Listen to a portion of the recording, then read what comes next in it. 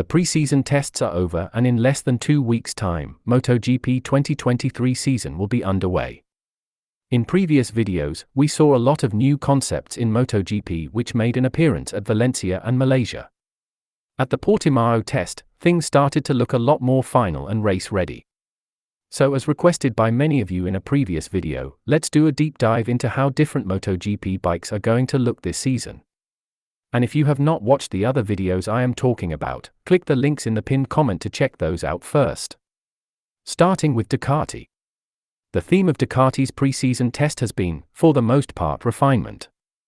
For starters, the 2023 engine has been reported to have a refined power delivery, meaning Jorge Martin and Johann Zarco will not be spending most of their season refining an aggressive engine this time around.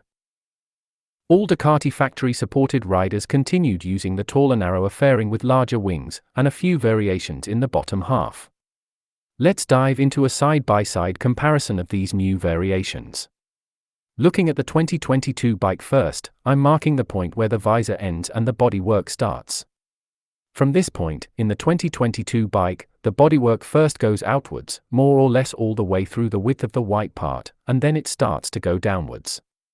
If we look at the 2023 bike now, marking the same point where bodywork starts, it pretty much goes downwards and the end of the white strip is a lot lower compared to where the bodywork started.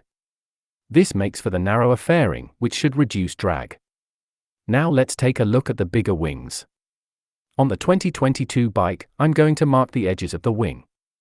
Now take a look at the area around the WD-40 logo, specifically, this triangle. Now looking at the 2023 bike, I'll do the same, and now look at the space around the WD-40 logo. The size of the logo is the same and there is much more space around it. Which means the wings have grown from 2022 to 2023. Now, let's look at this Ducati from the Valencia test in 2022. Top half is still the 2022 bike, but the bottom half is a completely different story.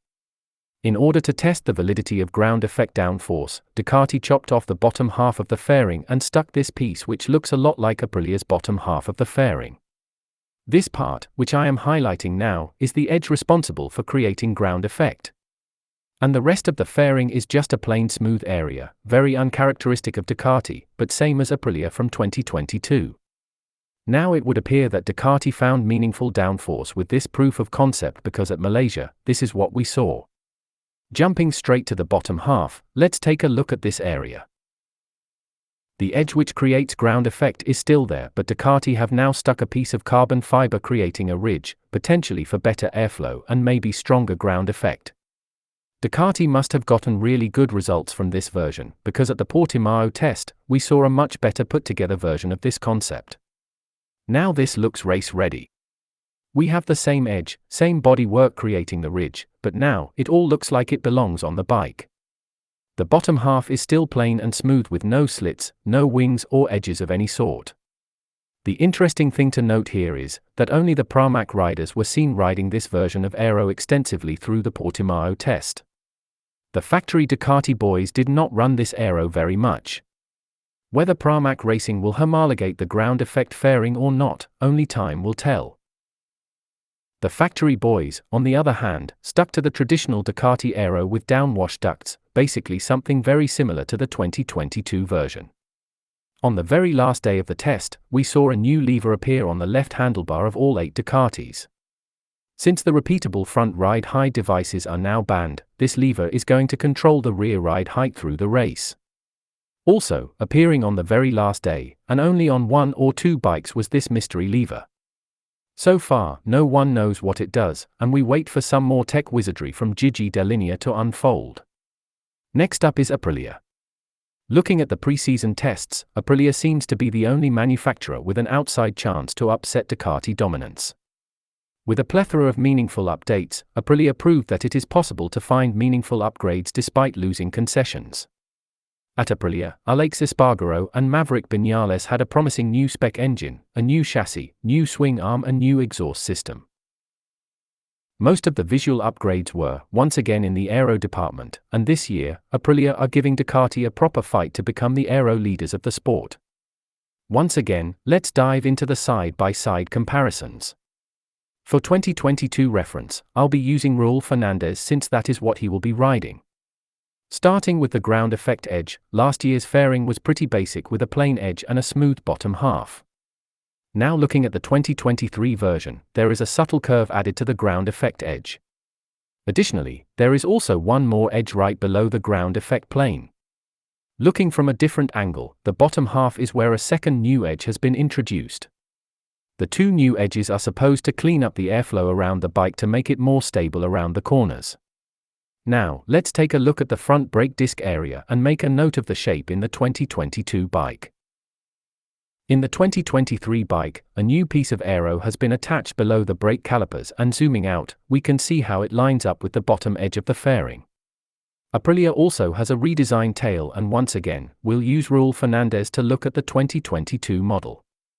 The difference is quite obvious here. The 2022 RSGP had a pointy tail, whereas for 2023, it seems to have been chopped off, along with other modifications. Another new innovation, seen only on Aprilia so far, is in this area. On the 2022 bike, this area is plain, but in the 2023 bike, there appear to be two slits, one on either side of the visor. This is being rumored to be the implementation of S-duct concept, in which the air is made to pass through the vehicle rather than around it, thus reducing drag. The shape of the duct resembles the alphabet S, which increases downforce, thus providing two benefits without any major disadvantages. For most of the pre-season test, both at Malaysia and Portugal, factory Aprilia riders ran with these new parts, which are impressive and meaningful updates. In this picture, the wing under the front brake caliper seems to be more or less ready for the final version. But on the last day, one more matching wing appeared on the swing arm this time. If we zoom all the way out, these clearly look like a set. And also coming out on the last day, seemingly connected to the front forks, were these wings, which look like something straight out of Formula 1. The remaining manufacturers are covered in a part 2 of this video, which is already live on the channel. To watch part 2, tap right here. And before you leave, don't forget to hit the like button and consider subscribing if you aren't already subscribed.